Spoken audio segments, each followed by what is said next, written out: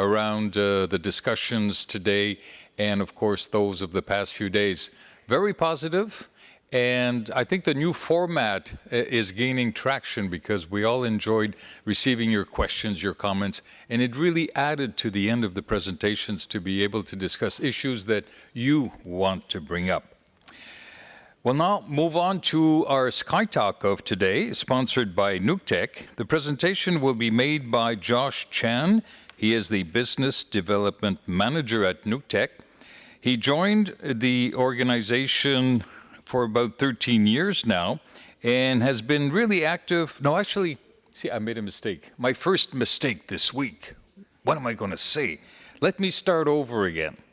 Joss has worked in the aviation security field for the past 13 years, primarily on the technical side. He joined Nuctech 3 years ago as Business Development Manager and is responsible for the global aviation security market.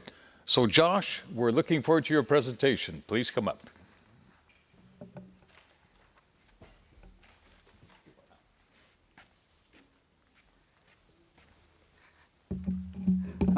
Thanks, Tony. Good afternoon, ladies and gentlemen. I'm Josh Chan from Nuctech, and it is indeed my honor to have this opportunity to present Nuctech to all of you. And thanks, ICAO, for providing such a great platform for us to share. If there is one thing that I must mention about Nuctech, I would say it's R&D culture and R&D power, which I actually inherit from Tsinghua University. And for your information, Tsinghua is the top 1 university in Asia according to the Times Higher Education in their latest report. And we are actually a company derived from it. So since we start in 1997, we start our business by building our own linear accelerator, and then our own cargo screening system, and then our own algorithm, and so on. And now we are in the aviation market. You can see that unlike many other companies, Nuctech usually enrich its product profile by making its own rather than through merging or acquisition. And thanks to my over 1,500 colleagues working in the R&D department, today Nuctech can nearly supply all you need for your airports for aviation security. Well, I think you will say it is very costly to make everything by yourself in terms of times and money. But indeed, it gives us one unparalleled advantage, which is we enjoy a very high flexibility in customization because we have full control of the products. Yes, we think this flexibility is very important and we take it very seriously. Why? Because when we enter this market, we notice one special thing, which is everybody is supplying similar products with similar qualities under very similar standards and CONOPS. But while in contrast, every airports are actually different. Not only in terms of size or of traffic, but also in terms of their local regulation, their practice, and of course, their passengers. So, we think it is important that we should have enough customization when we serve our customer. After a couple of slides, I'm going to share with you what Nuctech have been done to answer this kind of customization problems. But before that, let's go through what we have done as a standard solution. Well, although we believe customization will become a new normal in aviation security very soon, but we still put our most attention to standard solution Why? Because it is the foundation. It is where we start our customization with. So let's start with aircraft protection. This is our inline high-speed CT, which is, of course, for whole package screening. And it is actually the first machine who achieved ICAO standard 3.1. And right now, this machine has been deployed to some European and Asian countries already. And this is our smart checkpoint solution. Yes, you can see we did offer a small CT, which has already got the CB3 certification. We also offer you multi-view machine, which already have the CB2 standard, and dual wheel machine, which has the CB1 standard. At the same time, we also have our own millimeter wave full body scanner. We have our own ETD and liquid explosive detection system.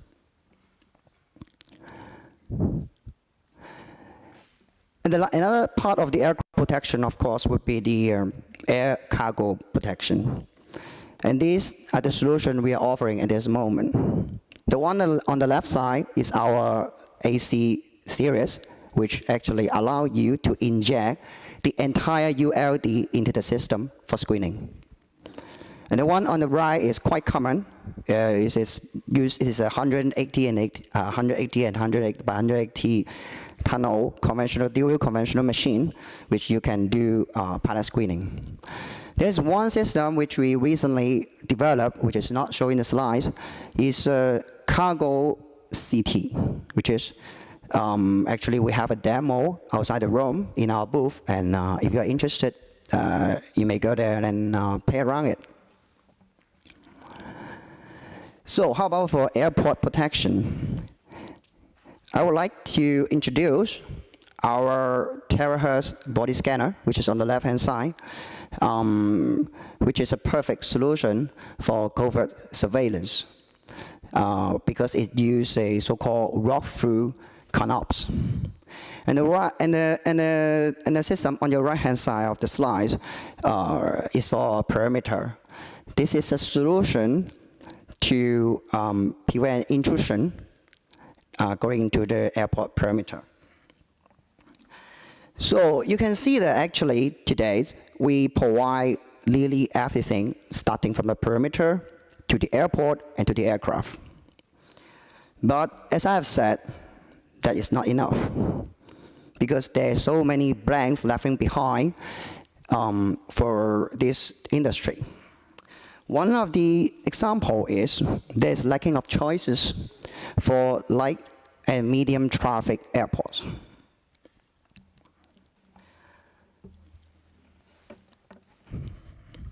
So we all know that today's solution on, let's say, for whole baggage screening, most of the system available will be with capacity of 1,500 bags per hour.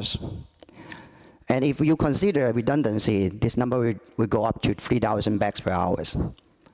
But what if you don't need such a high throughput? Can you buy one with half of the price if I only need 750 bags per hour?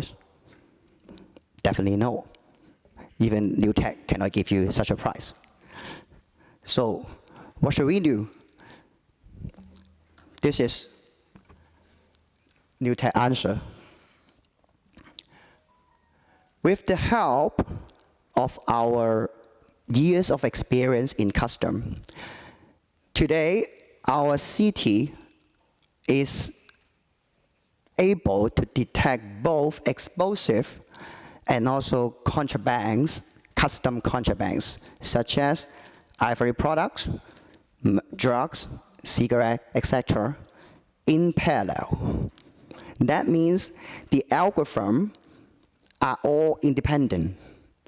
That means your explosive detection capability won't be affected with these newly added algorithms. So What it means is what it means to our customer is, if there is a flight arrive, our customer can use the machine to do custom check for the arrival bags. And after an hour, they can use the same machine again for their security check for the departure bags. So obviously, you basically double your usage time. You utilize your system. But you probably will raise up a question to me. You will say, hey, Josh, my BHS system don't allow me to put both arrival bags and departure bags onto the same line. So these features means nothing. It's meaningless to me. Don't worry, we have a solution. This is our solution, a mobile CT. So this is actually a truck integrated with the same CT machine, which I have just showed you, which got the ECAT standard 3.1. With this mobile solution, you can imagine the following scenario. Now you have a flight just landed, and your operator drive this truck to your arrival line, do all the custom check, custom screening. An hour later, your operator drive this truck again to your departure line and do all the security checking and screening with the same machine. So, by this way, although we cannot sell the product to you by half of the price, you actually double its value. And most importantly, you may share the cost with your custom folks. Sorry. Yeah. And the next question that you may or may not notice is about smart checkpoint.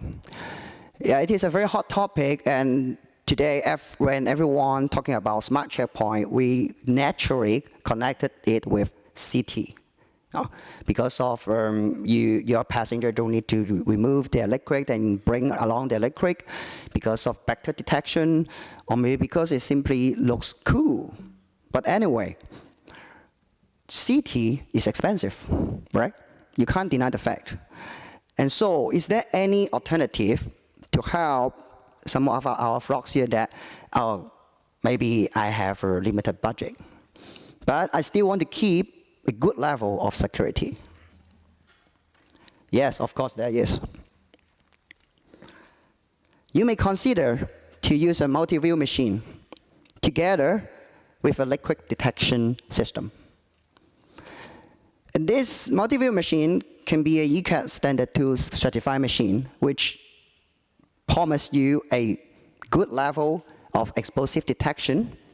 Together with the liquid detection system, it will allow your passenger to bring along their liquid to the aircraft. And you must notice that this is a much cheaper solution. If we push this concept further, you may even do this. A ECAT standard ZB1 machine together with an ETD, and then together with a LEDS. This is some thought from Nuctech for the light and medium traffic airport.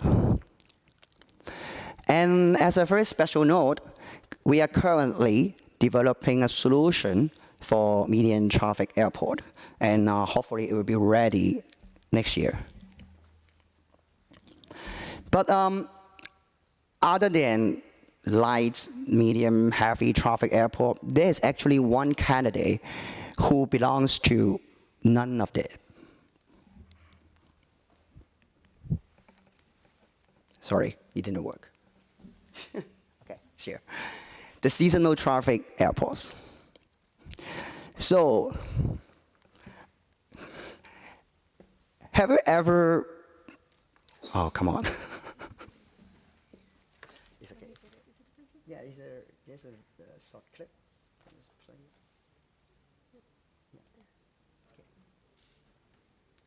It's not available. Something wrong with the, never mind, it's just a short clip anyway.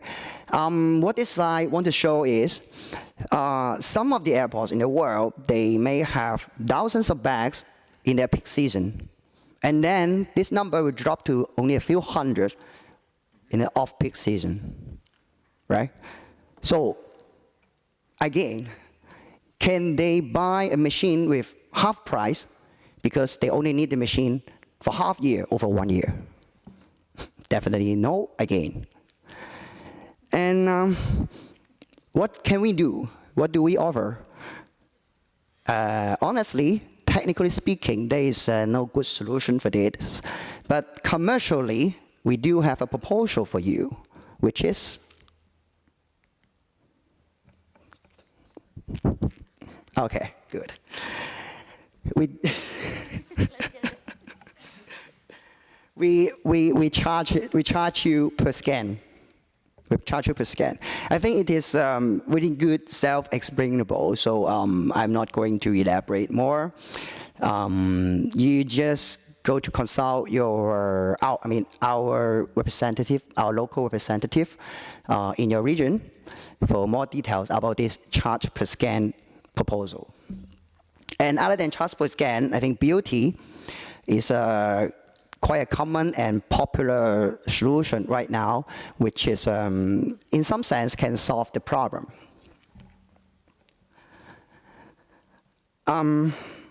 In my last part of my presentation, I would like to give a very brief introduction to those systems we are showing outside this room. Unfortunately, I don't have the picture and slides, but you can see it outside. The first one is just stand next to the escalator, which is our millimeter wave. Well, what makes it really special is a recent algorithm we developed for hijab. Hijab is the headscarf every day wear by a Muslim lady.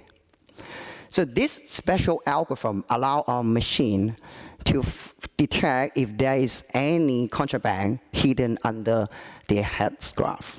Okay, and I think everybody agree that this is very important for Muslim countries because this headscarf is really one of they have to wear it every day, and there's no way for them to take it off, even during the security check.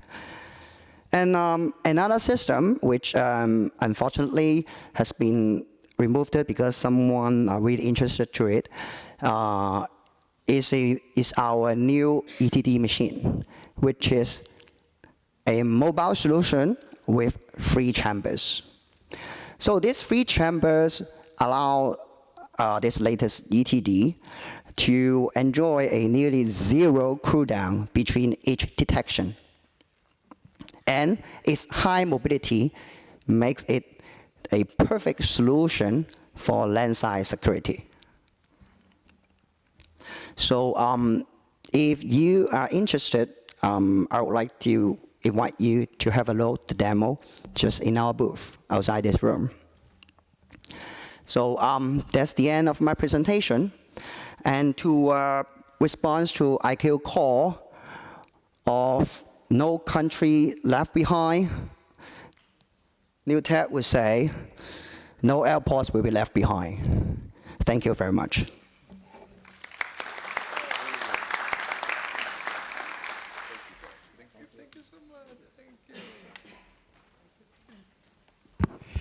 Thank you very much, Josh. And we will have a last opportunity at the coffee break to visit your booth and, of course, all of the other exhibitors.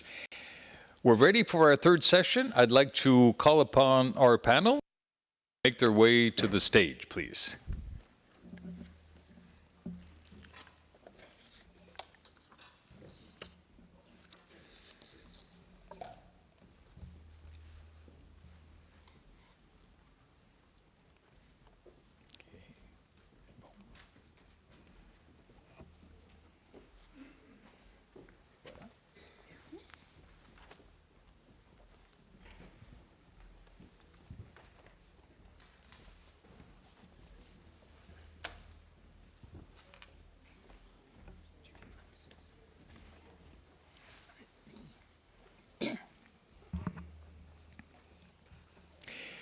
So we're now ready for the third session of the day and the final session of the symposium.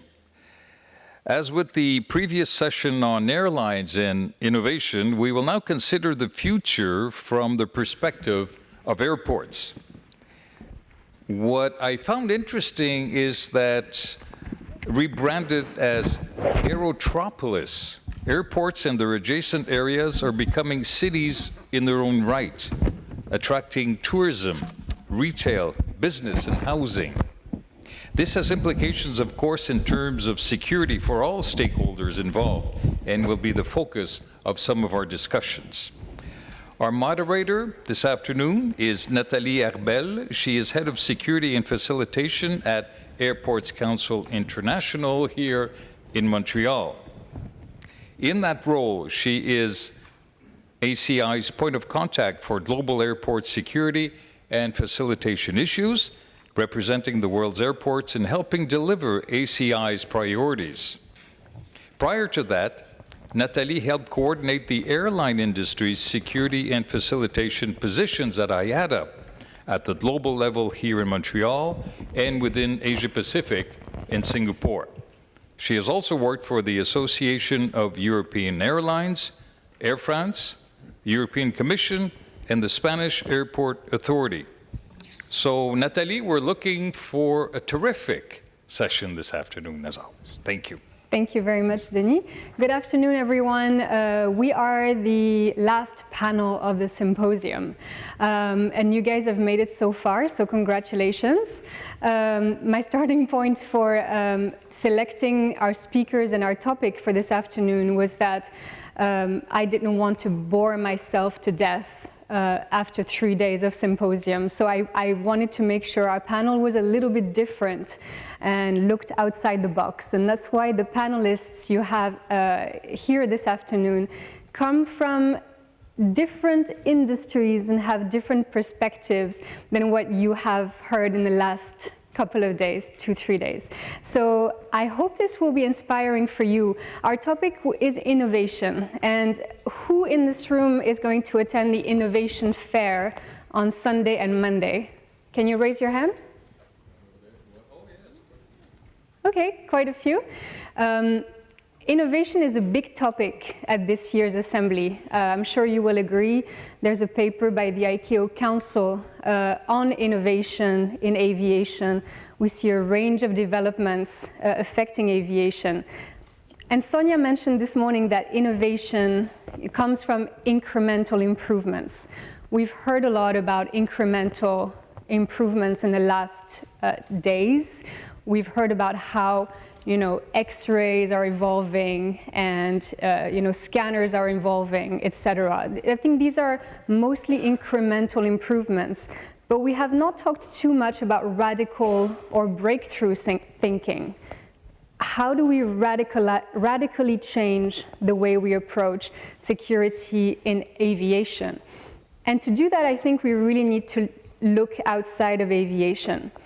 So people have asked, the panel this afternoon is airports and innovation. But Natalie, you have no airports on the panel. Why is that? I mean, it's a good point. The reason we have no airports is because precisely, I think, as airports, we are changing. And we need to look outside to make sure we adapt to this change.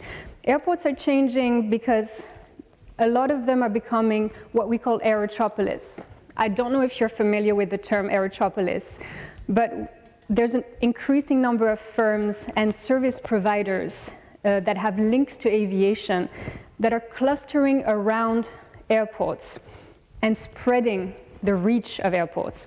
And when this happens, the airport area becomes a major urban destination in itself, where air travelers and locals can meet, can work, can shop, exchange knowledge, get entertained, do their business, eat, sleep, etc. So this is changing your notion of, airports are no longer just departure and arrival points for flights. And I think the panelists we have here today come from these sectors that are places where people meet, have fun, shop, but also critical infrastructures. So I'm delighted to have our panelists today to talk to us about their perspective. So I'm just going to introduce them quickly. You have their bios on the app. But first up next to me is Dr. Roger Housley, who is the Executive Director for the World Institute for Nuclear Security. Next to him is Jennifer Sullivan. I'm adapting my list. Jennifer Sullivan, who is Senior Director, Corporate Security at the Maple Leaf Sports and Entertainment. Next to her is Catherine Piana, who is Director General, Aviation Security Services Association International, ACI, representing the security service providers. Next to her is the renowned Sonia Hivdi from France, who is Head of Security Measures Office at the DGCA France. And next to her is, last but not least, Mr. Will Burnjohn, who is Security Director at Mall of America. So welcome to everyone. Before I ask you a few questions, I would like to give the floor to one of our own, so it will be a little bit airport this afternoon. I would like to ask our manager Smart Security, Billy Shallow, to give you a little bit of an update on what we've been cooking with Smart Security. Those of you that are not familiar with Smart Security, this is our innovation project for passenger and baggage screening. There's been quite a lot going on with us trying to look more long-term. Billy's going to talk about that. This morning, someone mentioned that when it comes to innovation, there's kind of a generational gap where millennials tend to take, have different approaches from older generations. And that's why we've recruited Billy, because he is a millennial. And I think he can teach me a few things about innovation and what passengers will want by 2040, because I'll be retired and I won't care anymore. So Billy, if I can invite you please to take the stage for the next 15 minutes or so. Thank you.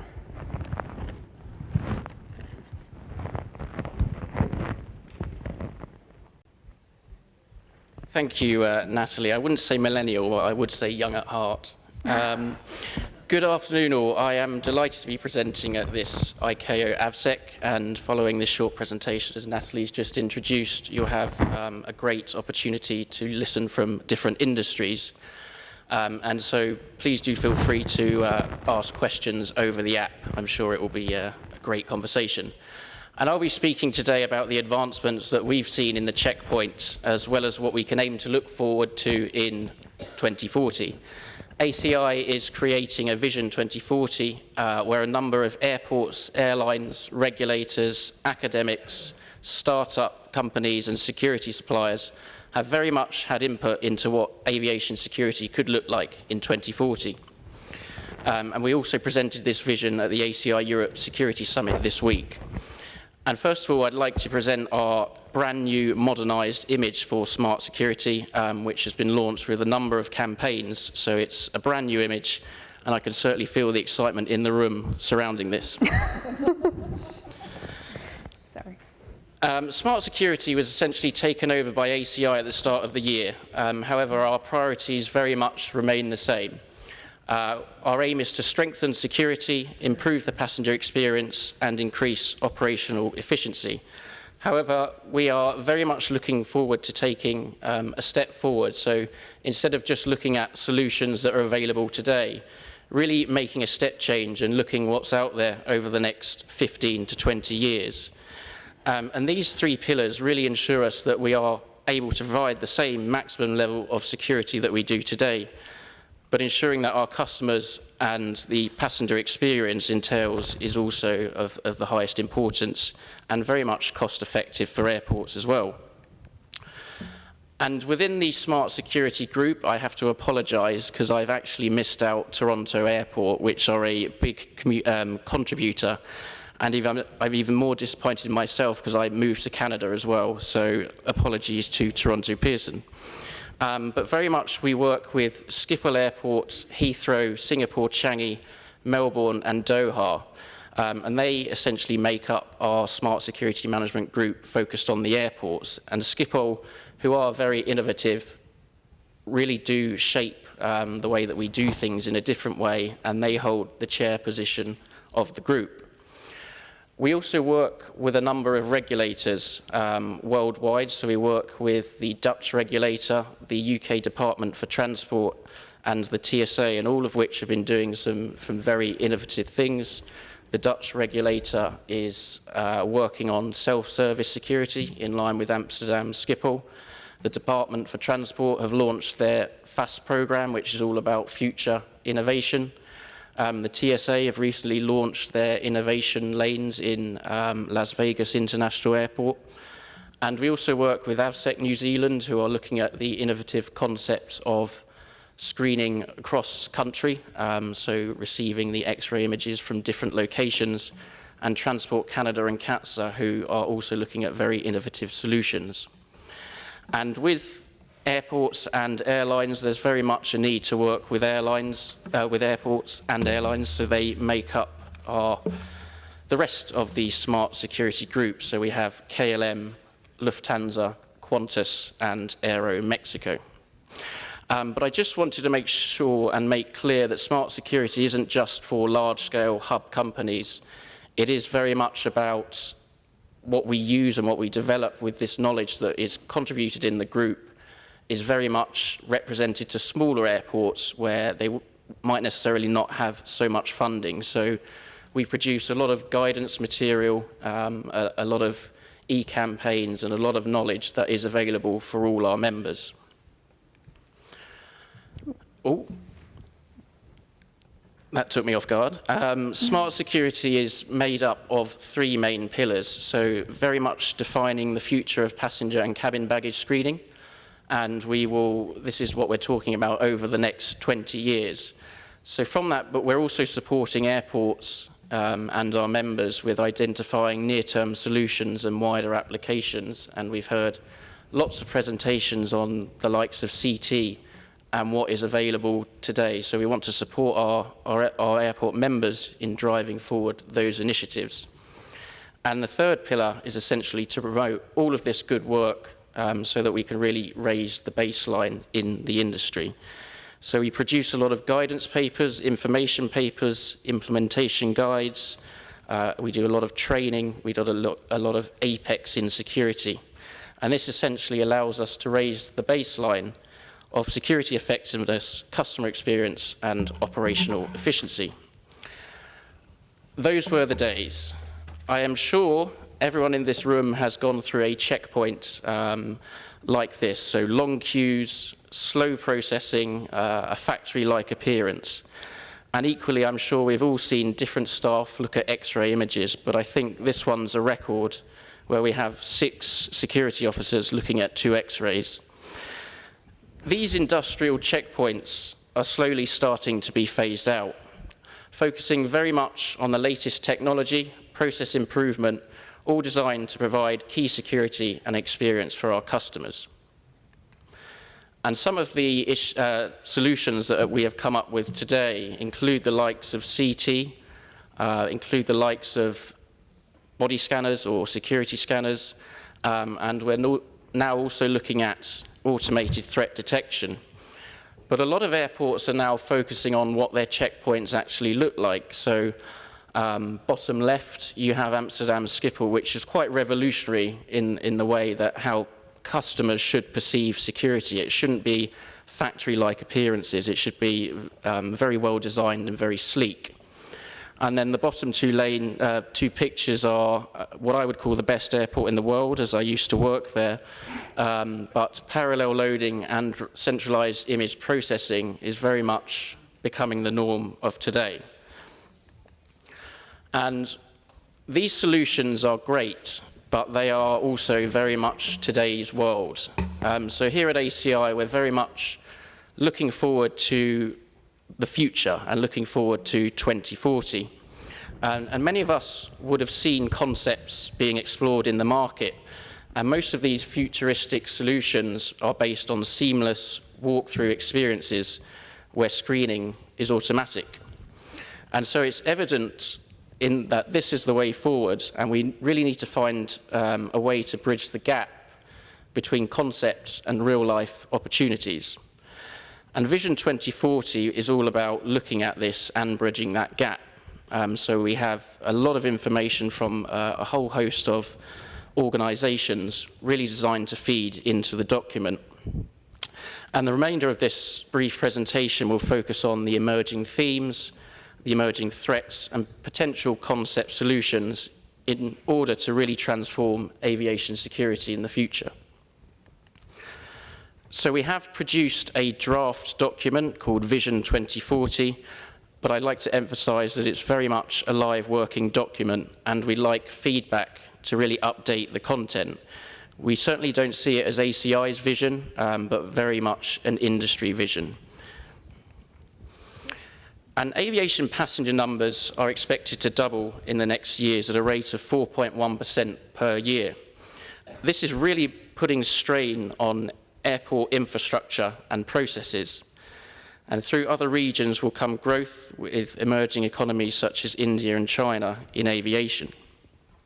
And long gone are the days where airports can simply afford to buy more security lanes. This isn't cost effective and it's not efficient in handling the forecasted aviation growth.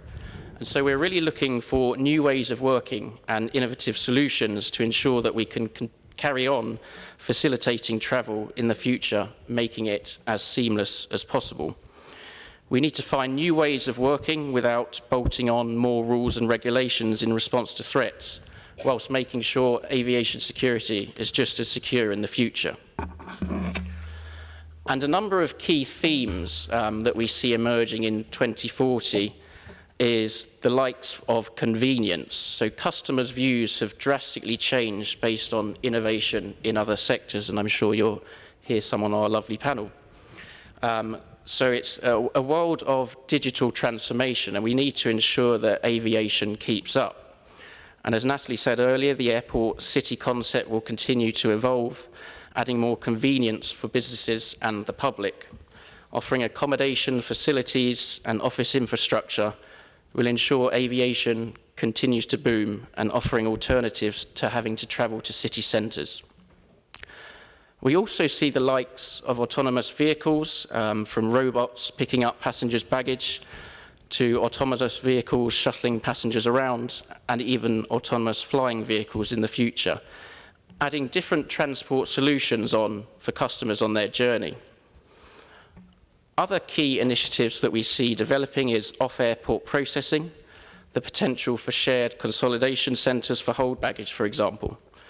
And artificial intelligence and machine learning across airport is very much a key theme that we see moving forward into the future. And one particular development we are hearing more and more about, and will continue to do so in the future as aviation grows, is climate change. This has the potential to disrupt the forecasted growth in aviation and especially affect security. And the evolving threats of 2040, we still see a large number of threats that exist today continuing to exist in 2040. IEDs carried on body in baggage or cargo or other services will continue to present a challenge alongside the insider threat or landside attacks. Therefore, it is still key to mitigate against these threats in 2040. We further anticipate other threats as terrorism becomes more sophisticated.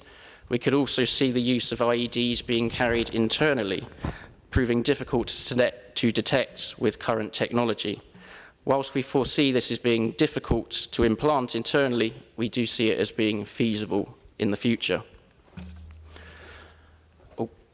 We also see further threats coming from the likes of chemical, biological, and radiological threats in the future, needing proactive mitigation.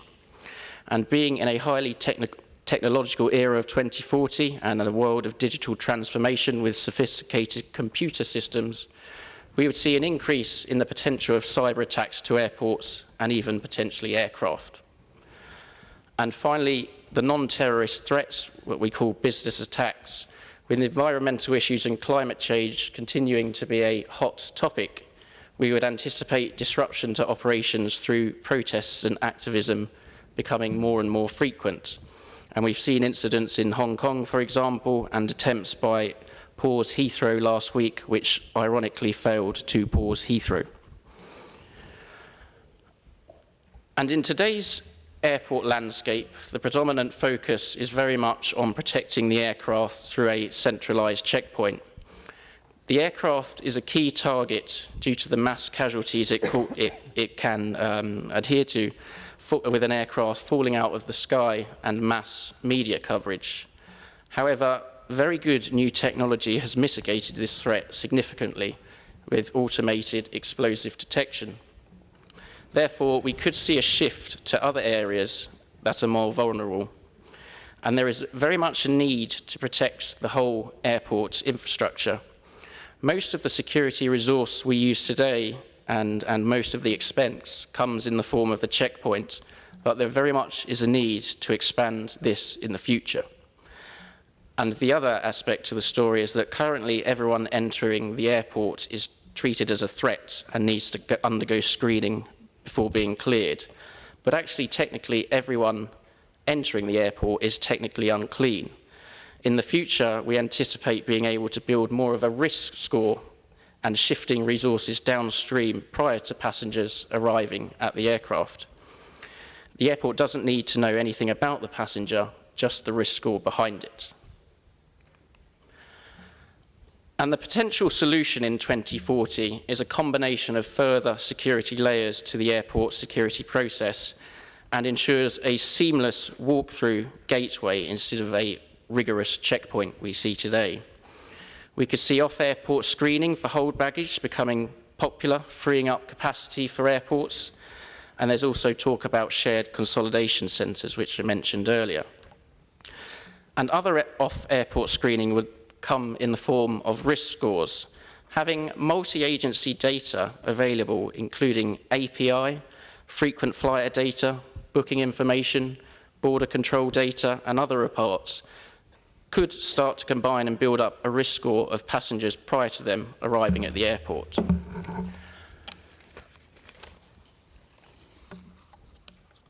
And upon entering the airport vicinity, we should see standoff detection capability screening for a magnitude of threats, including explosives and chemicals, using a variety of different screening capabilities. And we heard an excellent presentation from the TSA looking at this innovation solution in the future. This ensures that the landside and surrounding areas are also protected and offers substantially more protection than what is available today. We also see the use of predictive CCTV behavioural analytics of persons in the terminal and the surrounding areas. The use of artificial intelligence and machine learning is a key theme for the future. And CCTV predictive analytics would work the same way that behavioural detection officers work today, except it's essentially done by a machine. It would pick up anything out of the norm that doesn't fit with a typical passenger. For example, spending longer than the average dwell time in the check-in hall or repeatedly circling around the check-in hall would be picked up and flagged for intervention or subsequent investigation. We continue to see biometrics and identity management playing a key role in the future, maintaining 100% passenger match throughout the security process. And all of these steps have really screened everyone in the airport prior to boarding the plane. And so we anticipate passengers will still have to go through what we call a screening gateway. And this is envisaged to be a further level of screening, combining standoff detection with automated threat detection of items, but ensuring passengers should be able to walk side by side with their bag. The need for a screening gateway is very much paramount for public perception of security, as well as acting as a deterrent for would-be attackers. Anyone that's flagged as a risk with the advanced data or CCTV predictive analytics could be subject to additional screening at the gateway if they haven't been stopped already. The whole system provides layered and advanced security in order to protect the whole airport infrastructure, and there will be a focus on detecting persons with ill intent instead of just prohibited items. understanding the intent is just as important as picking up the prohibited item. All of these initiatives will be tracked through ACI's Smart Security Group, and ACI will be working with airports and regulators to conduct proof of concept and feasibility studies in order to make this a reality, and it will also form part of ACI and IATA's next initiative.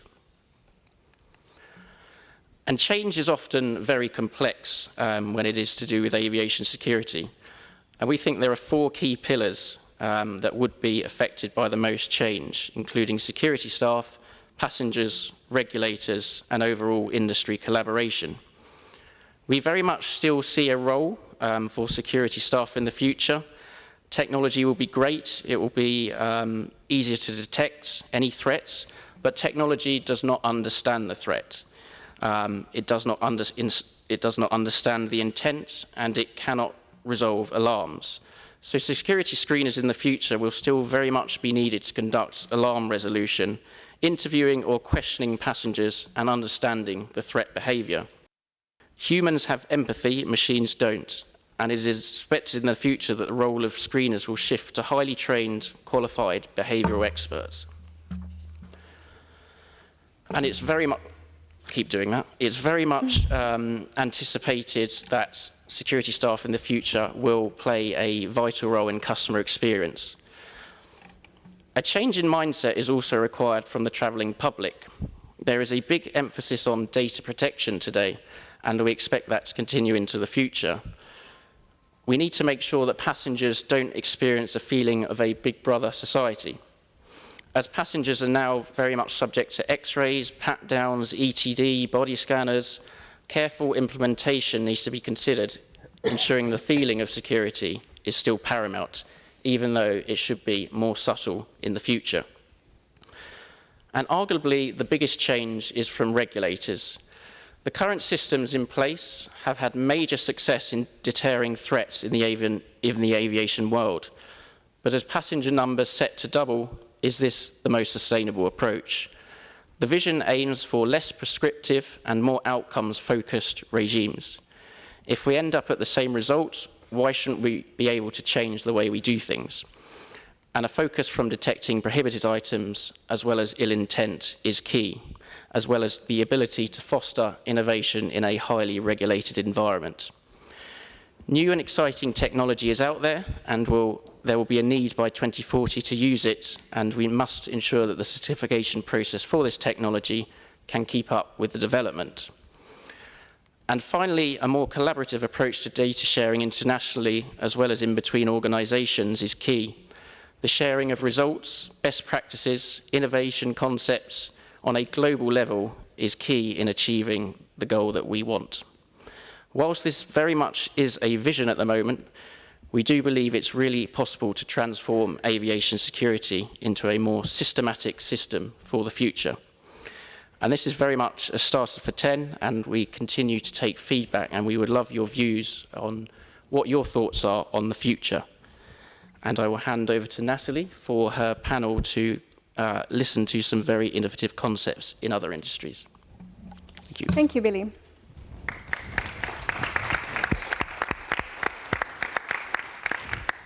I'd like to say that it was great, but I'm also at ACI and I'm your boss, so I'd be a bit biased. You'd be the judge.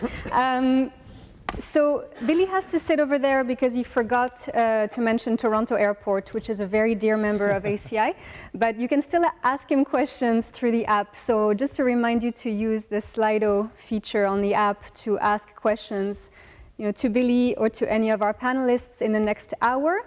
What I will do is I will select a question which I think is pertinent or I find interesting, but I will also select the question which is highest rated. So that would be my last question for the day, will be the highest rated. So please also vote on each other's questions to keep it exciting. So let's end the suspense. I've been mentioning non-aviation and what we could learn from other sectors. So let me turn to our three representatives from other sectors. The nuclear industry, the sports and entertainment, I guess, Jennifer, and retail that are present here today. I'd like to start off asking you to put things in context in terms of security. Can you give us examples of recent or maybe not so recent threats that have affected your sectors? Well, the first thing I'd say is, with the microphone on. If you can. Oh, yeah. Okay. Is that better? Yeah, that's good. Good. The first thing I'd say with the microphone on is what a great presentation that is. I can say it because I'm not your boss. And I felt a lot of the themes and a lot of the messages were really absolutely right. We're never sure about timescales and whether it's 2040 or 2030, but I thought all the messages were great. I'm here for a reason, which is that we have been spending 18 months benchmarking the nuclear and aviation sector for security. And if you ask yourself about traffic growth and passenger growth, the answer is, why is it everybody is wanting to travel? And the answer is to get new experiences and new perspectives. And so it's a really good idea, I think, to look at different sectors to see what they're doing well and what they're not doing well. And many years ago, when in our operation, the nuclear sector is paranoid about having insiders. I'm talking about civil nuclear power, about insiders. And so we went to work with the diamond mining industry in South Africa to find out about how they managed into the insider threat, because about 3 to 5% of all diamonds mined are stolen. And so I think by being selective and as talking to other sectors who have strengths and maybe things they don't do as well as others, it's a really great way of getting new perspectives, new experiences. I think in nuclear, we're very different in lots of ways because we tend to have island sites. We do a lot of transportation, of course. But the things on our mind, I think, at the moment, from a threat point of view, are around cyber threats and insiders. Those are the two things which are occupying the industry. And yet, from a budget point of view, they're the things attracting least attention, because we still spend 80% of our security budgets on guarding. And I think that has to change. Thank you. Jennifer? All right, good afternoon, everyone, and thank you for inviting me, Natalie, to this panel. I think it would be no surprise that the threats that we face in sports and entertainment are the same threats that you face in your airports on the land side. Is very public spaces that are not controlled where large gatherings of people occur.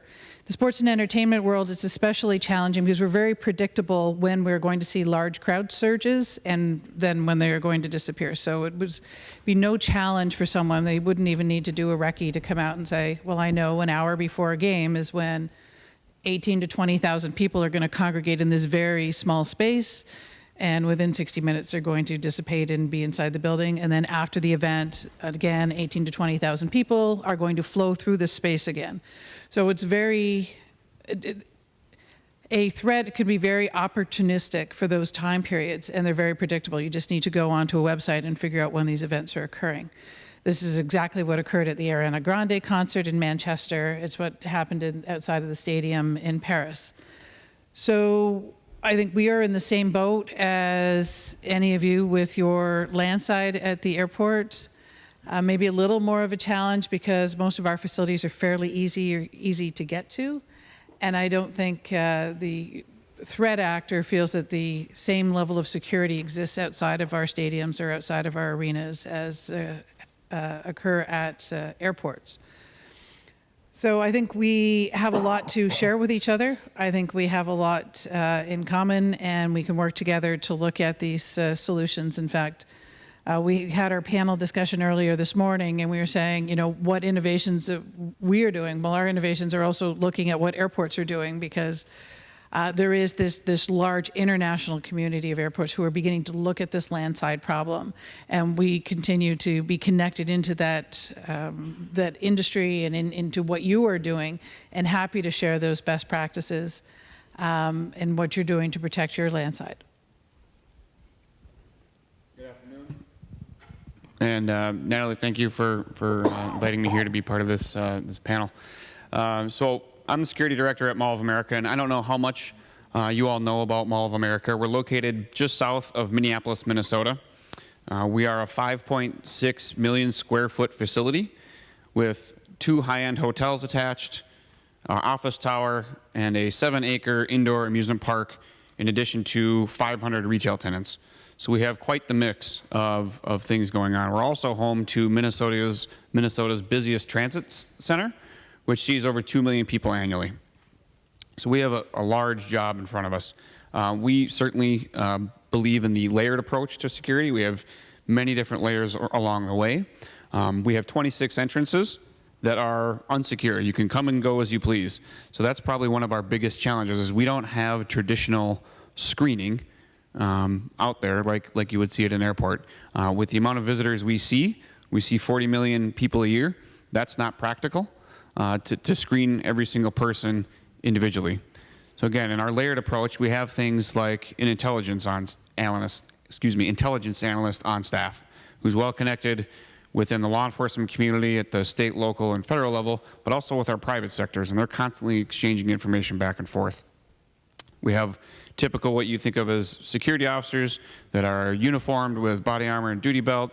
They make up the lion's share of the department and respond to the lion's share of the calls. We have a bike patrol unit that patrols the exterior of the property on the lots and parking ramps year-round, which in Minnesota is no small feat because it gets very cold there, but they're out there year-round. We have a behavior detection unit on staff. They look for people exhibiting suspicion indicators, and if people meet the criteria, they're selected for a security interview. And during that security interview, they try to determine what the intent is of that person.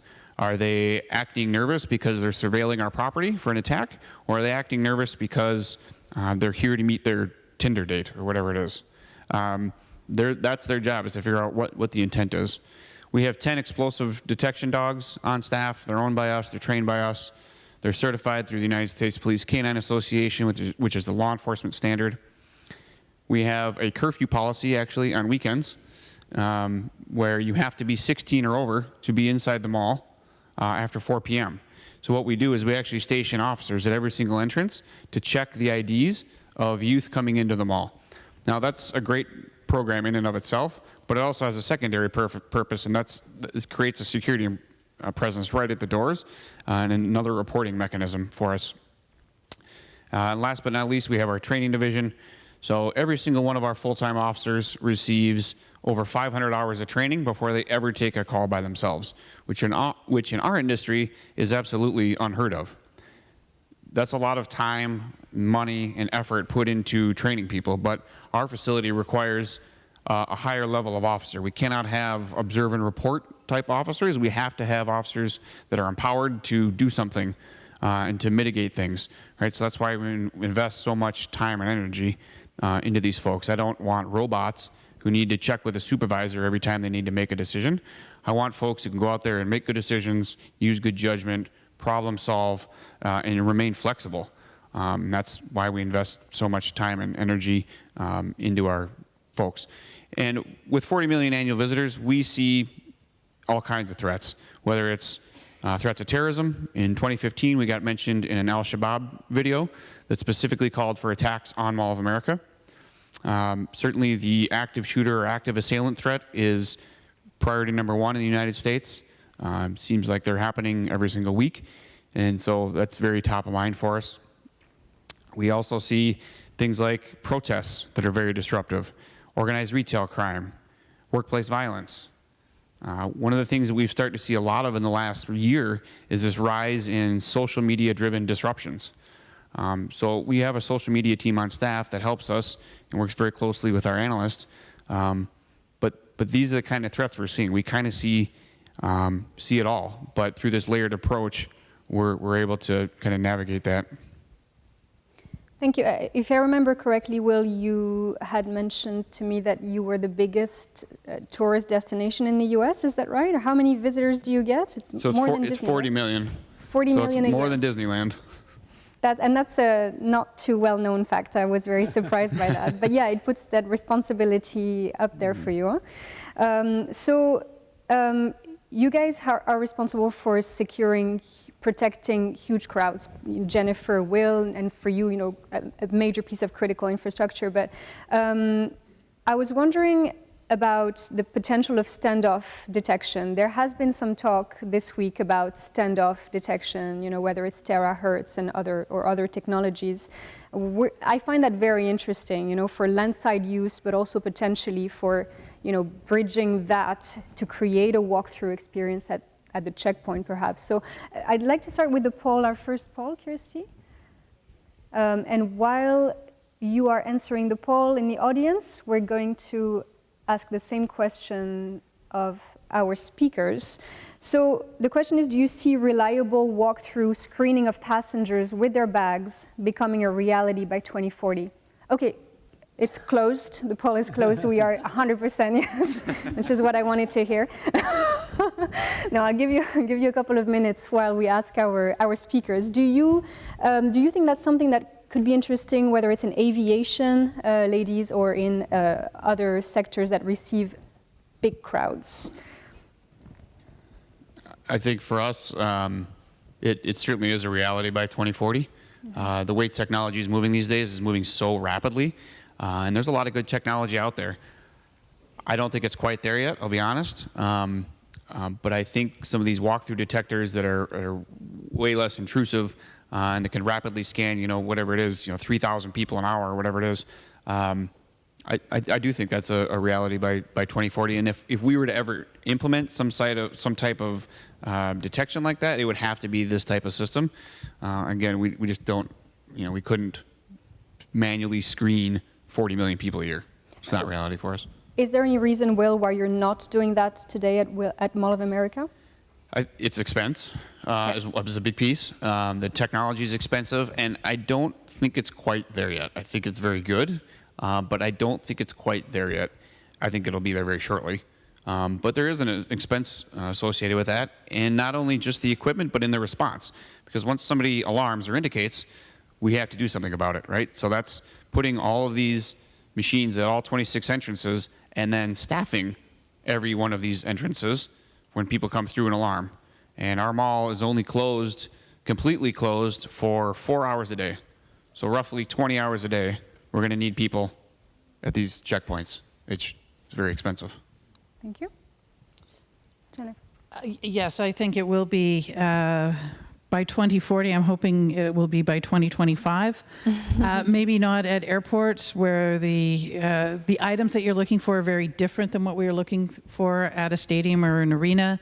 Obviously, there's less vulnerability in a stadium or arena, so the devices that we're looking for are not as small, and the weapons that we're looking for are not as small. But we have been trialing at our arena various different technologies to be able to get that faster throughput. We're currently using the standard walkthrough metal detectors. I'm sure you would love the throughput that we get. We're about 7 or 8 people a minute. We're hitting 400 people an hour per walkthrough. But again, we are not looking for the same devices that you were looking for at an airport. The arena is just not vulnerable as an aircraft is. But we would certainly like to be able to improve that. We would like to not be so intrusive in terms of looking in people's bags. So we have been trialing some of the new technology that is there to just look for weapons, mass casualty weapons. So picking up guns and picking up IEDs and not worrying about the cell phones and the keys. So, as we trial that, happy to share that information and happy to share the learnings and with Will as well, because I think we can't trial everything on our own. And, I think as each one of us goes through one of these pilots and being able to share that information, I think would be incredibly valuable. Sonia, do you agree with Jennifer that it's not something we're going to see in aviation anytime soon because we're looking for, too much perhaps? Alors, je vais parler en français. I'm going to speak in French. So at least we don't need to wait for Jennifer to hear the answer. Now, I don't want to be too pessimistic with the poll, but I'll start with detection. We've got technology that exists and it's very promising. But in spite of that, there are certain limits with this phrase. For example, when we're talking about baggage, we're talking about passengers with their bags. There's a lot of limits there. And then there's the word about reliability. And there's some doubts around that as well for me.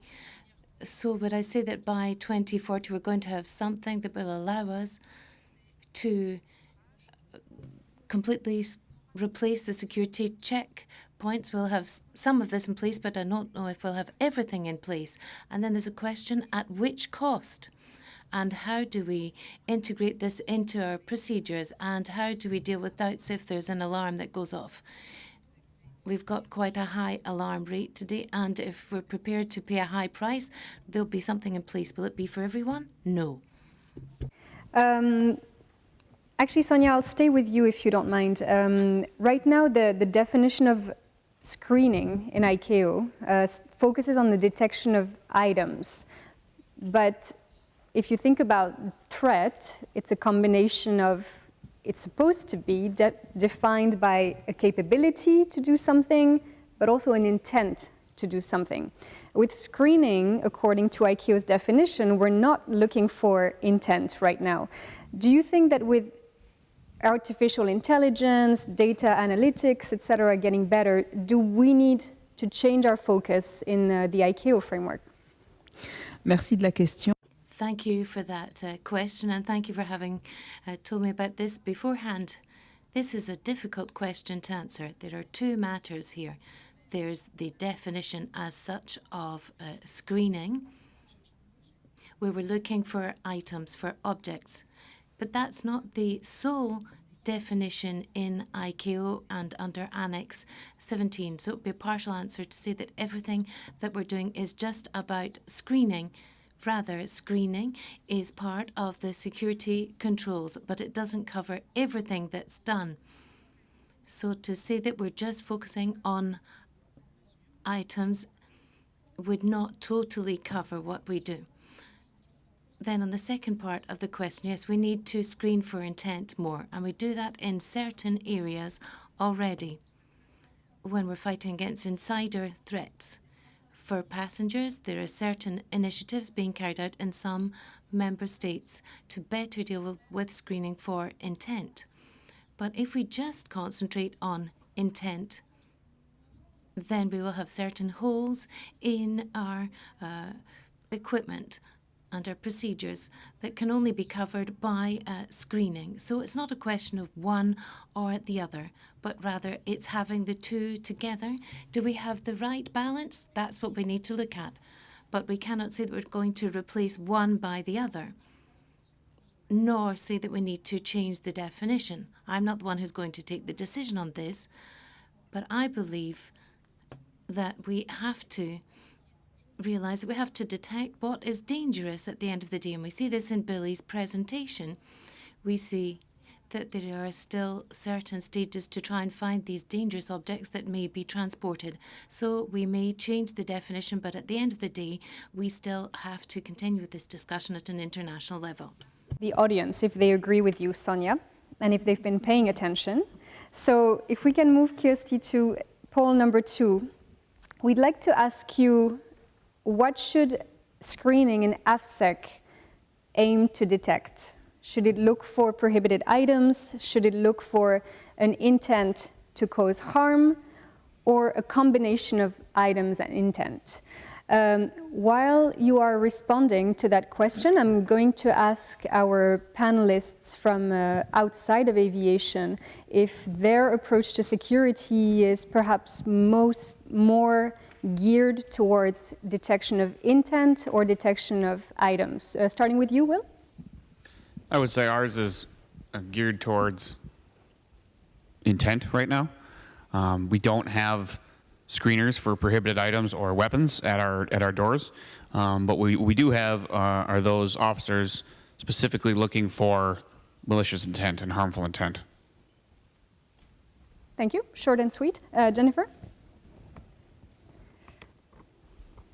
Yeah, I want to say a lot of our security is focused on finding the prohibited items, but one way that we're shifting is not so much looking for those with intent, but identifying those who have no intent.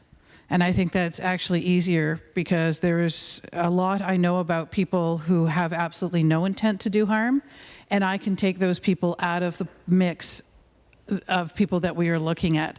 And that's an easier way to slice this pie versus looking for the person who actually intends to do harm. And we are working towards it. The difference for us is that before, with paper-based tickets, we actually had no idea who was coming into our building. I could just hand off my tickets to Will or to Natalie, and I would have no idea. We've actually gone to 100% electronic tickets. And this then gives us the data to be able to know who the tickets have actually been transferred to. So while we're still working through that concept.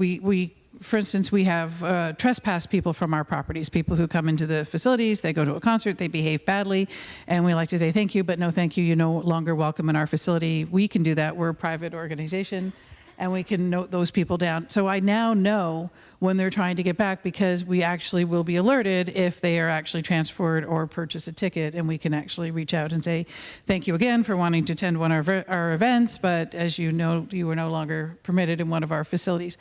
So being able to get that sort of information is helping us be able to assess and I want to say segregate the population of those that we do know something about. And we are pretty sure, again, everything we do in security is a probability versus possibility, and we don't focus on the possibilities, we focus on the probabilities. And I can generally say that this segment of the fan base that are coming to see us, and we can push them off to a different side to say, we have a very high probability have no intent to do harm in our facility, and therefore I can treat them differently. I can look at them differently. So that's what we would be doing, is just flipping this question around a little bit versus the no intent versus the intent. We have a Maple Leafs fan in the audience called Jeff Barrow, whom you may want to pay closer attention to, though.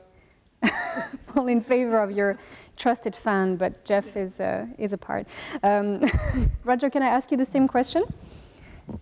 Focus on intent or focus on items? I think it's a combination. I think at barriers, people are looking to identify prohibited items. But what I would say is that as far as your insider threats are concerned, your employees or your contractors, it should be an ongoing process in terms of behavioral observation. And it's not just, it's very rarely dependent on technology, it's dependent on having an environment, an overused word, but the right culture in the organization that can and has the confidence to report suspicious behaviors or other things. So I think the technology helps at barriers, and I think people do a much better job of it afterwards in terms of behavioral observation. From seeing the poll results, I see that an overwhelming majority of people in the audience believe that a combination of items and intent should define screening. And I think that's interesting because right now, again, that is not the focus of ICAO's screening definition. It is certainly a focus of aviation security in general, to have both. And I liked your comment, Sonia, that in the end it's about whether we are approaching both in a balanced way, right? And so that leads me to my question about whether we are addressing detection of items and intent in a balanced way today. And perhaps we can talk about the costs also of detecting items. So if we could talk about money. Roger, Catherine, security costs are very high, in aviation, in nuclear security, in other sectors. Is this something we're just getting used to and we should accept? I think in the sector in which kind of we represent, a lot of the increases in security costs happen post 9/11, as they have in your sector. And they've almost all been dominated by guarding requirements. I happen to think that we need a real change of attitude, philosophy, and approach for security. And we are trying to encourage our community of people across the world to think not about security, but to think about extended safety. And extended safety allows us to take 50 years of experience doing safety analysis, very sophisticated systems, and apply it to security to the extent we can, rather than just having simplistic analysis of, oh, somebody might get over there, we need a guard there. It needs to be much more thorough. And I think in terms of the costs, there's been a habit for the last 30 years where the regulator has issued prescriptive regulations and operators have had to comply with it, irrespective of the cost. And I think now the costs are running at such a high level that it's quite reasonable that people are saying, what are we defending against? What level of performance do we get from our expenditure? And I think we're certainly encouraging everybody to think of security as extended safety and as a business operational issue, where there should be the type of analysis available which allows you to do some kind of analysis on the effectiveness of your measures. Because we all know that if you have a security budget and you have to cut 20% off it, what are you going to cut? You need to cut the 20% that's going to give you the least problems. And similarly, if you're fortunate to get a 20% increase in your budget, you should know what you should spend it on.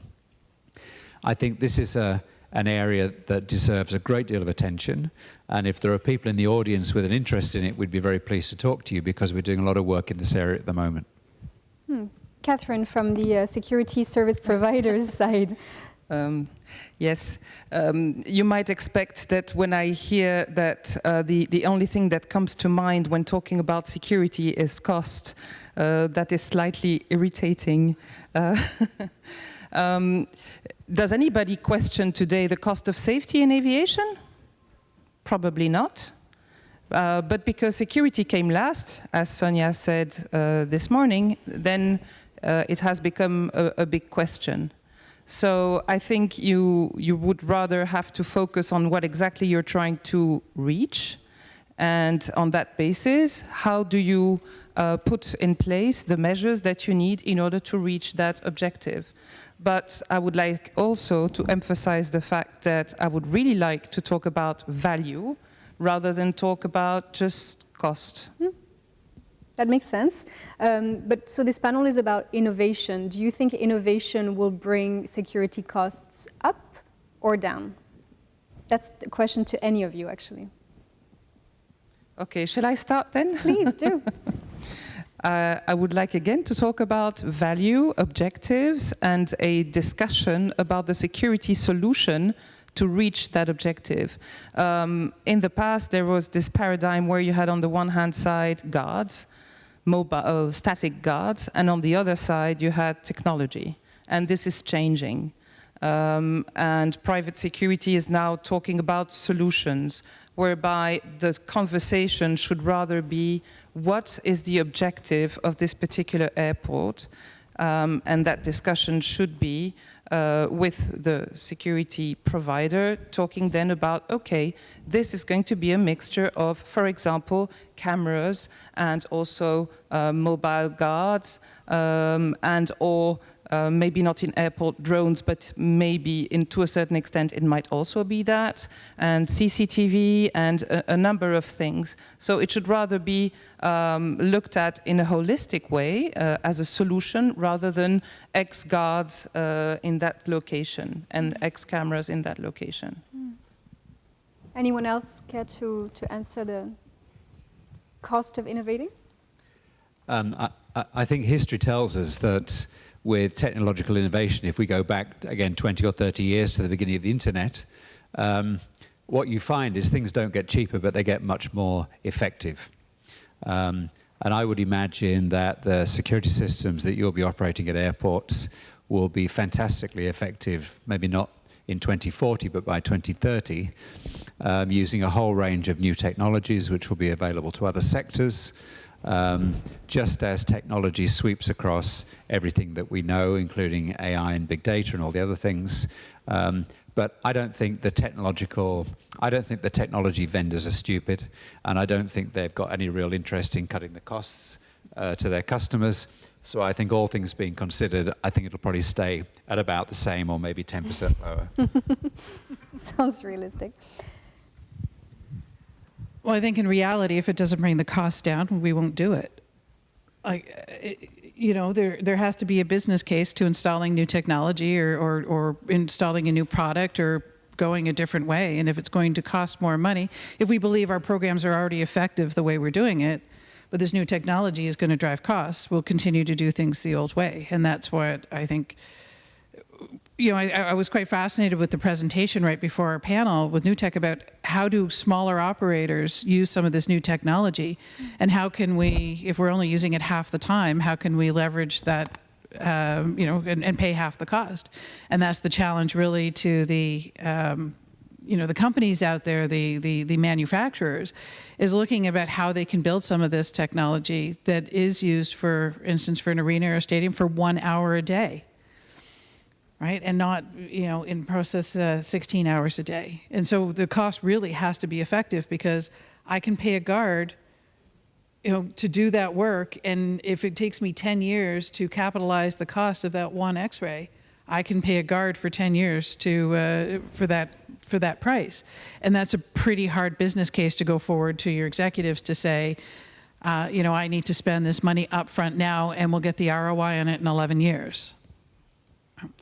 Yeah, that you brought up a very interesting point, that the perception is often that, you know, innovation is only for the most sophisticated airports and or entities and those that can afford it.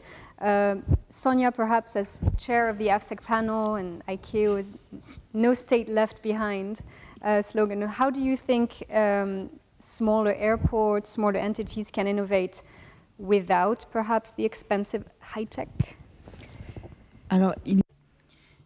There is a first point just brought up, and that is that the cost and accessibility depend largely on innovation.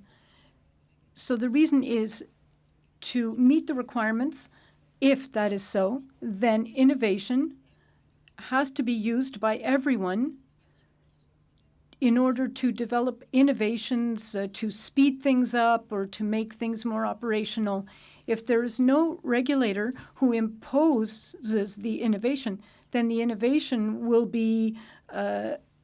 come to be through operations rationale. And therefore, it will be in the hands of the larger operators and not the smaller ones. So here we're speaking of technological innovation. There are some that will filter down to smaller operations where the operators don't have as much money. But if there's a procedural innovation to be done, and here we're talking about intention, for instance, intent, then that could be dealt with perhaps without innovation, but there will always be a cost. It may not always be financial, but it will be operational, it will be a speed issue. So the answer is that it depends, but there will always be a cost. Smaller airports can, however, innovate, whether or not they have the latest technology or not. They may not have the best, but they'll certainly have technology. So I'm going to merge a couple of them. One asks, do you believe the use of autonomous vehicles and systems will affect your respective industry in terms of threats and risk, just like the aviation sector? So the range of autonomous vehicles that are used for your operations. And then there was one on drones, which I can't find anymore. But the similar question was, how are drones affecting the way we see security in your sectors? Perhaps Roger, can you answer that?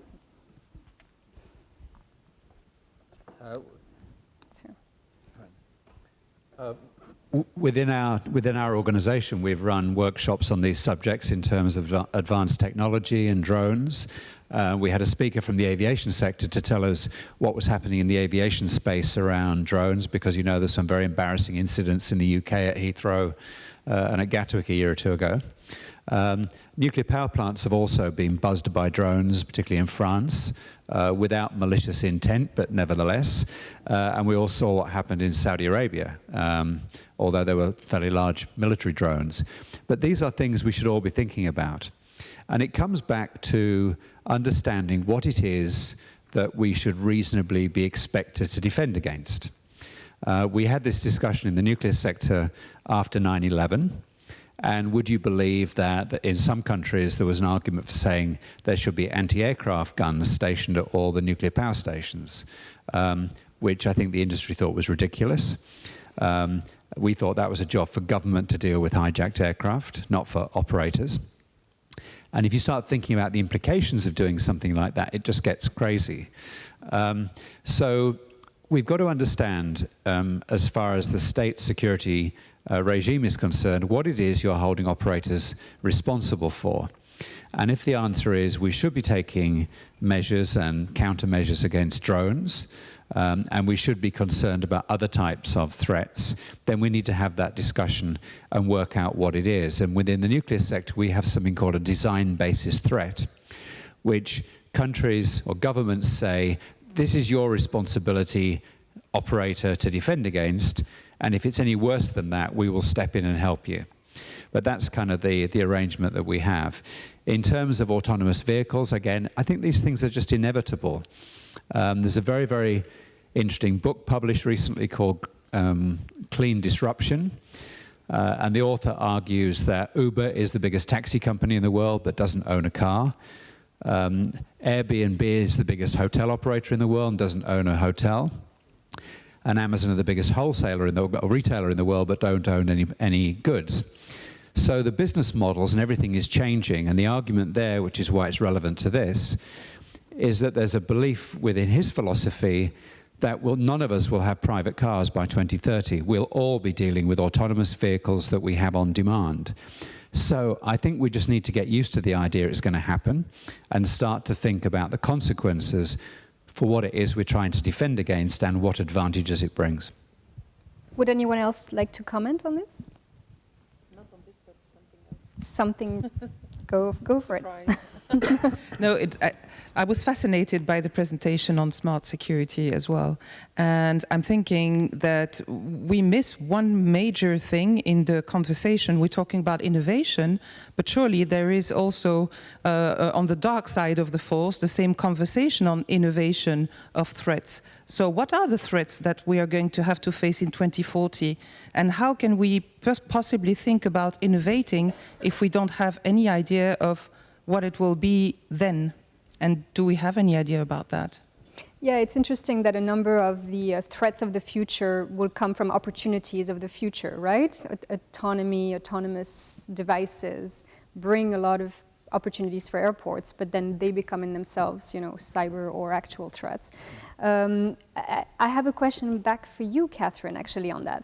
So, I mean, it's become a very common question in 2019, but automation is slowly transforming everything we do, and we're thinking a lot about how automation can transform security checkpoints.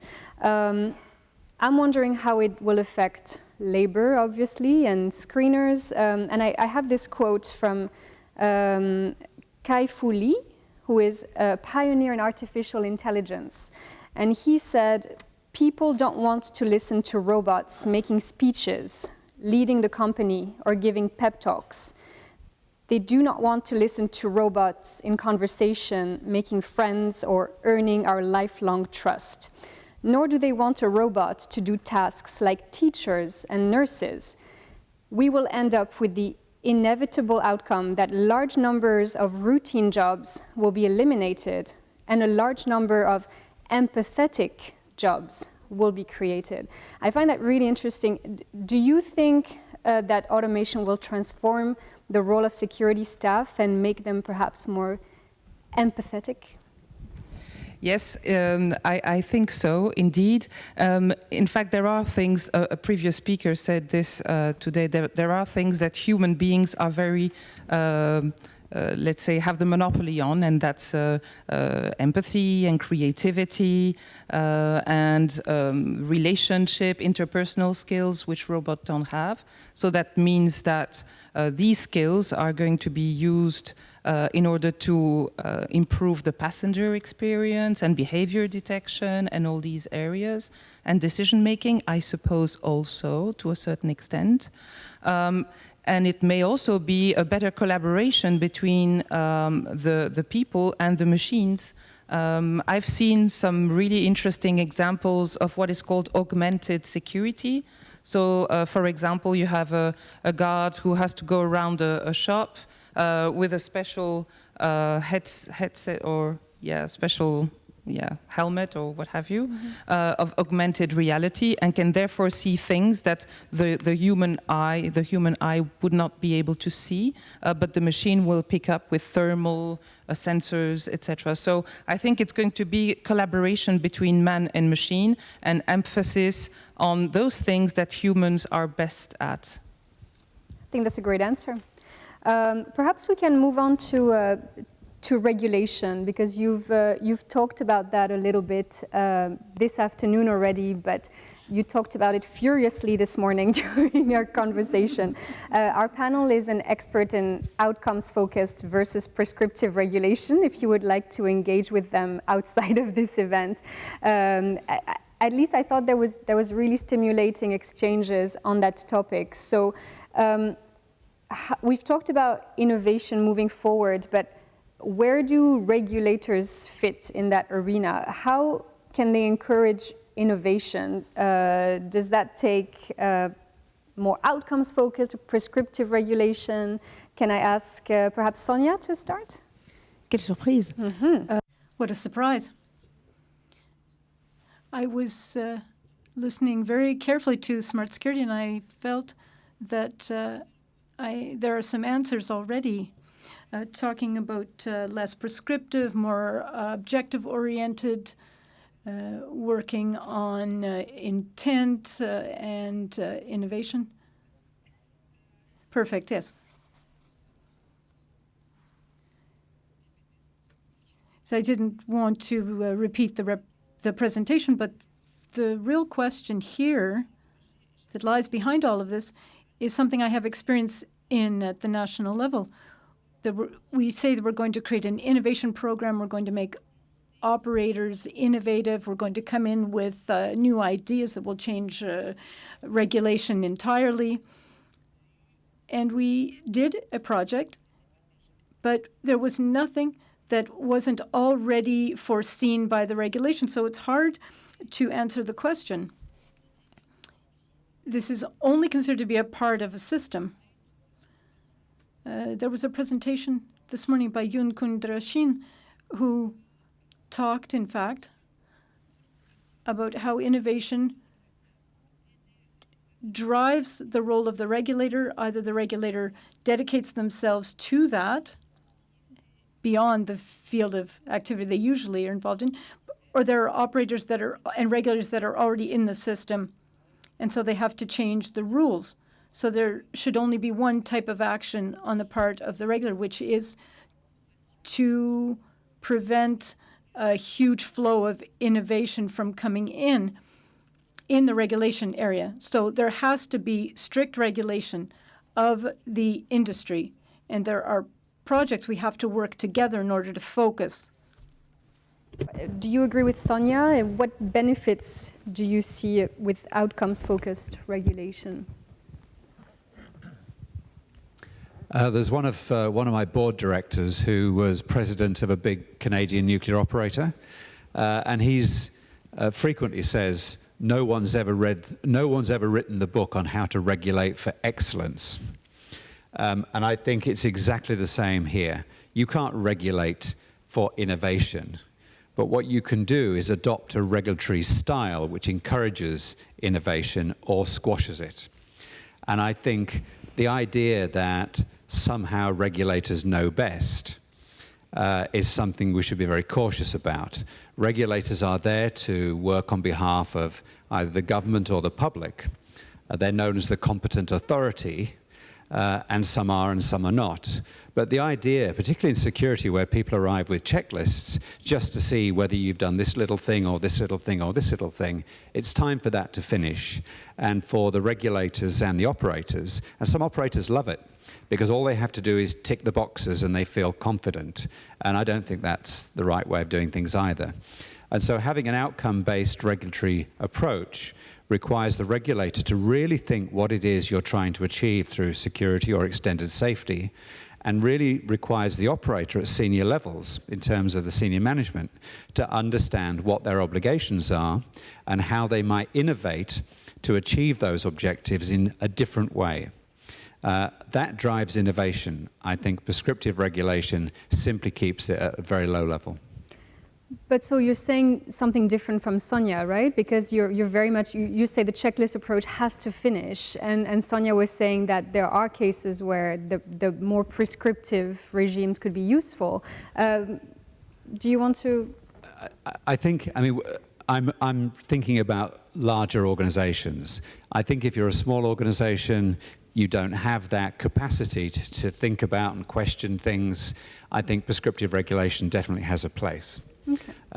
But I think the larger the organization, the more appropriate it is that people work together. And I would say, again, not just because I'm here in Canada, but amongst the countries that we look at, and in the nuclear sector, it's the Canadian government and its regulator and it's the industry that have the most mature approach about discussing regulation, how it can work, where there are issues, how it can be improved, how to drive innovation. I think it's been a wonderful example of how things can be done at a really smart level. Jennifer, do you see any benefits from a prescriptive approach? Yeah, I mean, I think there's definitely benefits to a prescriptive approach. Number one is a little bit of duck and cover. I think it's easy if the regulator says you have to do X, you do X. Y occurs, you say, well, we were doing X, that's what the regulator told us to do. They should know better, they should know best, and this is, we did that. So I think there is a lot of benefit to that on the liability perspective. It also, you can have a smaller department, you can do, you definitely can do more with less when you're told what to do versus having to assess what you need to do. So I think there are some definite benefits, and I think as an organization, I know there are very large airports out there who want prescriptive regulations, who encourage it, because for that very reason, is that it reduces the liability and it reduces risk when, the government of your country tells you what it is that you need to do to reduce your risk. Because we all know, and I think everyone in this room knows, that we're not going to prevent everything. That's impossible. There will be something at some point in time, whether in my industry or your industry or in aviation, where there is a failure and an incident occurs.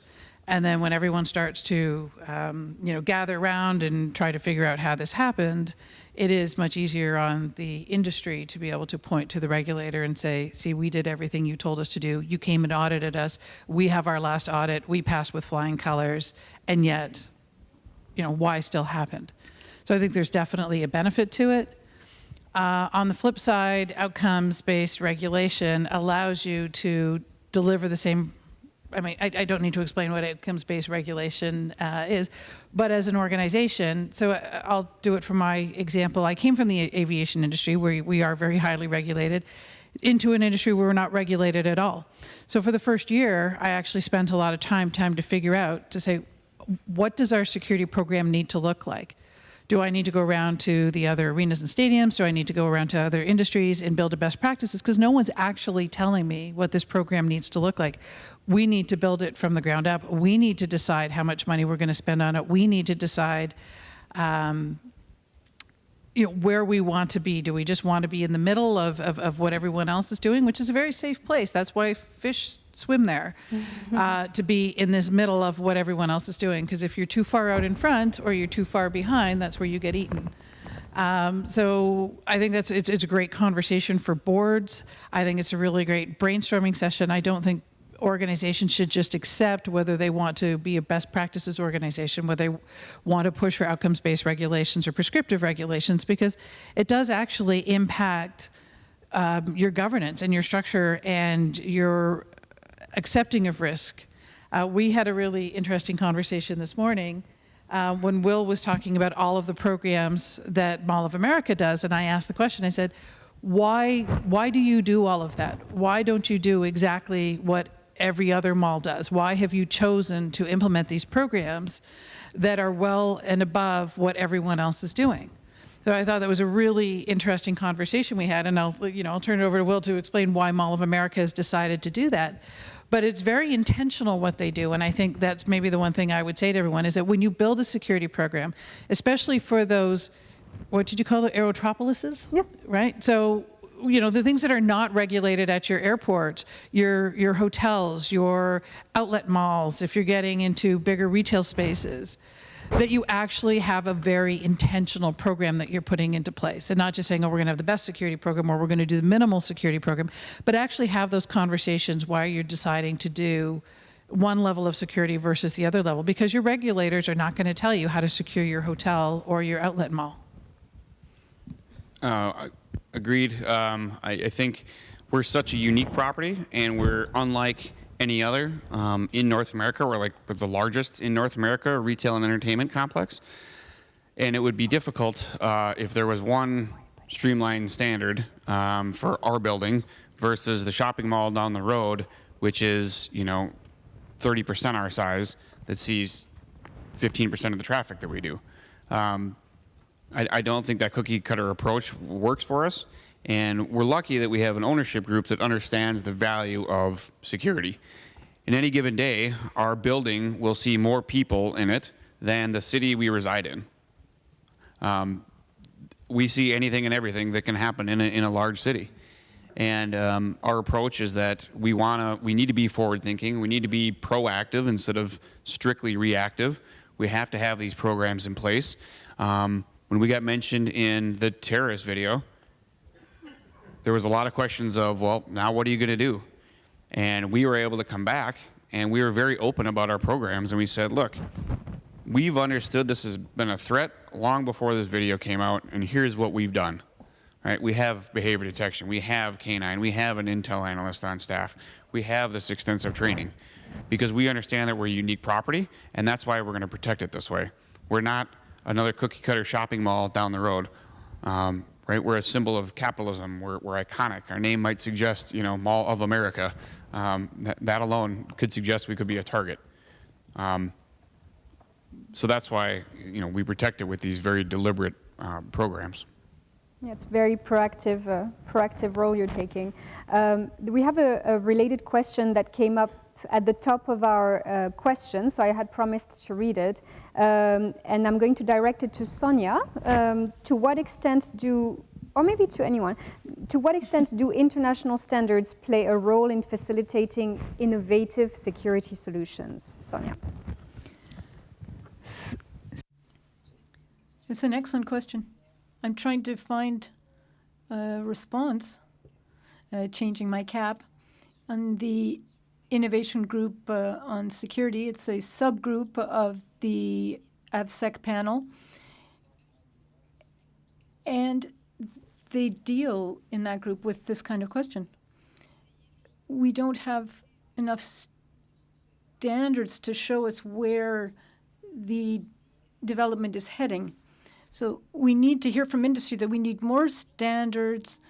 The terminology is very different, by the way, here where we are and out in the industry. Regarding specifications, that's what they say. We need something that meets our specifications. But the objective is also to define and not to get too deep into the standardization aspect alone. So looking at the themes, we have to find where we need an indication from the regulators, whether it's national or international, which way we should be going. And for our part, we don't want to be regulating too much so that there's some room for maneuver. So it's an issue of dosage. It's more than it is a technology issue in the area. And so I would say that my co-panelist used a wonderful quote that I'm going to reuse. So I had promised to pick up a question from the audience. I had also promised Catherine that we would wrap up by 4 p.m. so she can run for her flight. And we know that queues at security can be bad. So maybe I'm just going to wrap up in the next couple of minutes. We covered a range of topics in this panel, but I think a key takeaway from me is that security is not only about technology, it's not only about expenses and investments. It's an asset. It consists of a range of solutions that can address both detection of items and detection of intent. I see a focus in several industries on making security more seamless. We have not talked about the effect this might have on the feeling of security. Would people feel less comfortable with an invisible screening experience? But I will let you think about this and maybe interact with our panelists separately. I will also conclude with the fact that robots would not be able to have this panel right now, at least not in 2019, so we will continue to rely on fabulous humans such as our panelists to discuss our opportunities and the challenges for the future.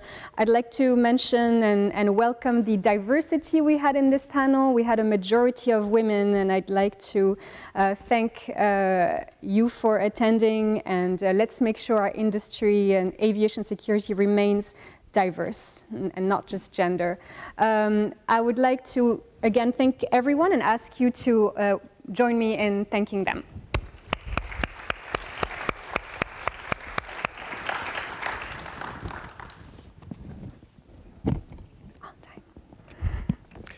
Thank you very much, Nathalie and the team, for ending this symposium on a very interactive note. This is what we've tried to do throughout the event, and I think we've succeeded thanks to the help of our panelists and our moderators. In just a few moments, the Secretary General will join us for the concluding remarks. I would invite you to remain in your seats. In the meantime, we will take a family portrait of our panel, and I would ask you perhaps to rise and take off your... Yes.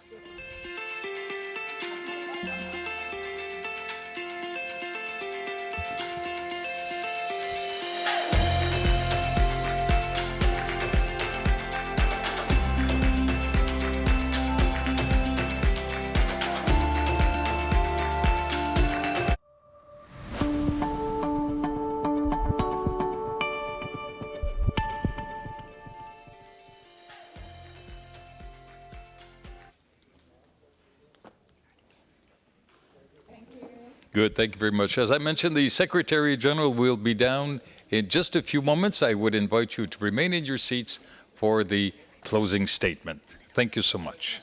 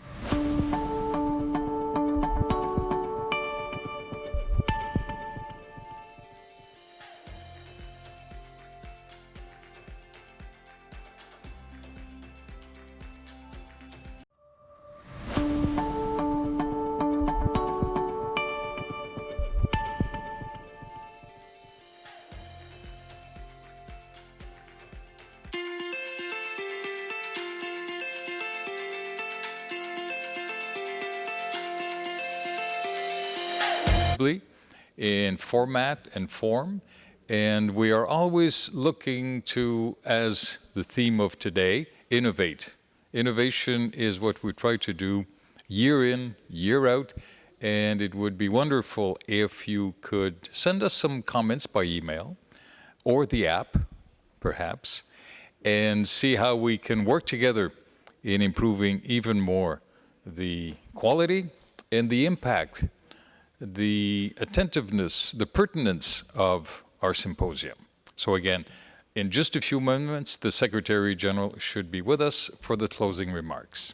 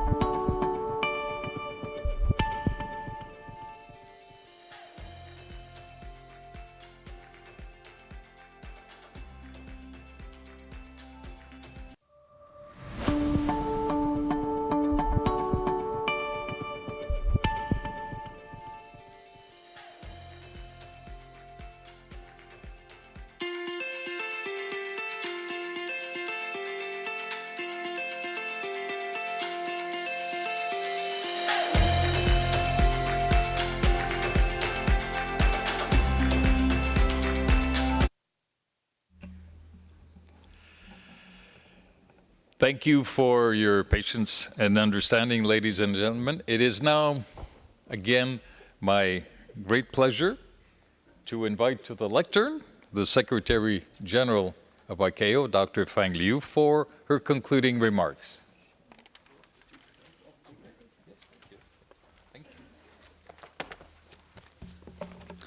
Thank you. Keep you waiting. I was advised, so I came down to the meeting. Good afternoon, ladies and gentlemen. I'm sure you spent very intensive, but also very exciting and interesting 3 days at this symposium. And we all have discussed how we can improve and enhance aviation security through the theme of AVSEC innovative solutions. Taking into account both Global Aviation Security Plan, GASIP, and United Nations Security Council Resolution 2309, the symposium focused on risk assessment, innovation, and technology oversight and quality assurance and capacity building. These are all critical priorities for us today, and ICAO has been encouraged by the fact that the key government and aviation sector domains involved in addressing them were so well represented here among 522 experts in attendance. Your discussions centered on the various challenges encountered by nearly every entity involved in implementing aviation security. Many of our speakers shared with us their unique approaches in overcoming those challenges. And the audience polls help us to record and understand your perceptions, experiences, and concerns in real time. I was encouraged that many of the discussions and debates we undertook together here are directly linked to topics submitted by member states and international organizations for next week's 40th Assembly. And please rest assured that your observations and responses will help to inform the security portion of that event. AVSEC 2019 marked the first time that disciplines of border security and aviation security have come together in such a globally important and influential forum. All of us have responsibilities in fulfilling the intentions of United Nations Security Council Resolutions 2309, and AVSEC 2019 has given us invaluable insights regarding the work ahead. Another very successful aspect of AVSEC 2019 was the Industry Engagement Day, which took place today. Each of the 3 sessions organized around this initiative explored how regulators, industry, and ICAO can work better together to advance aviation security through new technologies and innovation. The rapporteurs of the Working Group on Innovation in Aviation Security focused on the importance of linking government initiatives with small startup inventor. ACI led us through an exploration of the security implications associated with the growth of the aerotropolis, busy airports that are attracting retail, tourism, and accommodation-related businesses. And IATA focused on its airlines' efforts to involve and meet the expanding security and facilitation requirements dictated by the modern passenger experience. We were also pleased to be able to offer you a series of related workshops with topics ranging from security culture and a security management symposium system to critical infrastructure and cybersecurity.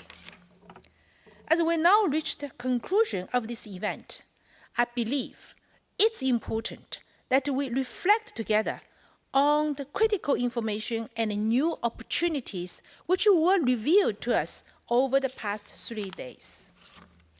The workshops, SkyTalks, plenaries, demonstrations, and exhibitions have all served to open our eyes to the many possibilities now before us for implementing and improving our AVSEC responsibilities in innovative and more cost-effective ways. The Global Aviation Security Plan, GASIP, and UN Security Council Resolution 2309 and 2309 and 2396 prompt us to action and ensure we avoid becoming stagnant and continue to seek out and implement the necessary changes. Undoubtedly, with each new threat report and each innovation demonstrated by those who would do us harm, the resources gathered this week will be invaluable to aviation's coordinated response. This symposium will now be followed by the Innovation Fair and ICAO World Aviation Forum. Next week's 40th Assembly will commence immediately after that and will establish our priorities and goals for the next triennium. In concluding now, ladies and gentlemen, let me please express ICAO's heartfelt thanks to all who have contributed to this symposium, from the sponsors and exhibitors, to the speakers, to those involved in its many months of preparations. And of course, I must also recognize that it was the passion and inquisitiveness of you, the participants, who really brought value to its sessions and interactions. The formal discussions in this forum, the conversations at the exhibition, and informal exchanges and networking on the margins have all contributed immensely to the overall and quite exceptional success of AVSEC 2019. It is my honor to now officially close these proceedings and to wish safe journeys to those of you not staying with us for the Innovation Fair, IWAF, and 40th Assembly. I look forward to seeing you all again next year at AVSEC 2020. Thank you very much.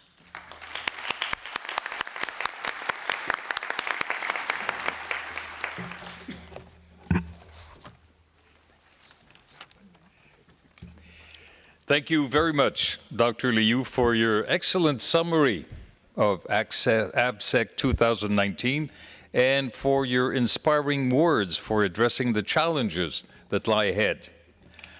I would also like to echo your appreciation of the hard work of the organizers working behind the scenes.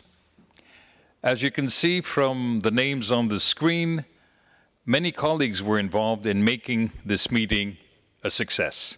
On their behalf, I would like to salute all those who followed us online throughout the 3 days and to wish everyone here a safe return home. And we look forward to seeing you, as the Secretary General said, at AVSEC 2020. Thank you.